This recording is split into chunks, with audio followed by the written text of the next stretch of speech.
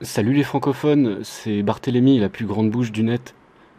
Aujourd'hui, numéro spécial de La Voix de la Sagesse.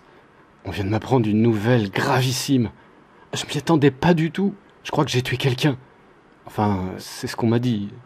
J'ai appris ça samedi dernier quand deux personnes super bien habillées ont sonné à ma porte. Moi, j'ai ouvert par politesse. J'avoue que j'ai pas tout suivi, hein. Leurs explications étaient pour le moins confuses. De ce que j'ai compris, ils ont été témoins de quelque chose. Ça, j'en suis certain. Et eux aussi, d'ailleurs.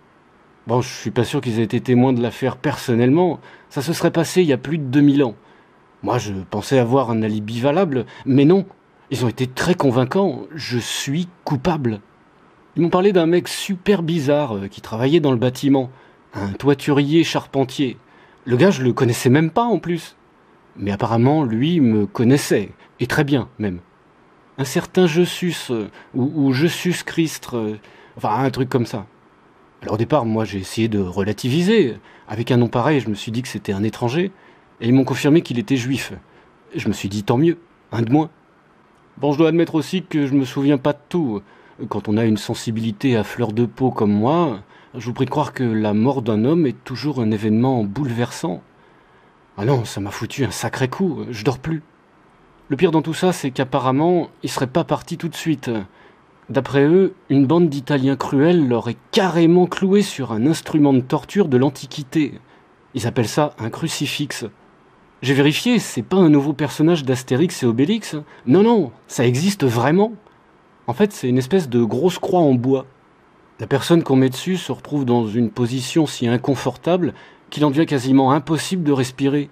Chaque inspiration demande un tel effort à la victime qu'elle finit par mourir d'épuisement et s'asphyxie. Je me mets à sa place, il a dû souffrir de martyr. Enfin, je me mets pas vraiment à sa place, hein. C'est une façon de parler. Et puis maintenant, c'est un peu tard, hein, le mal est fait. Oh, je me sens pas bien, je crois que je vais être malade.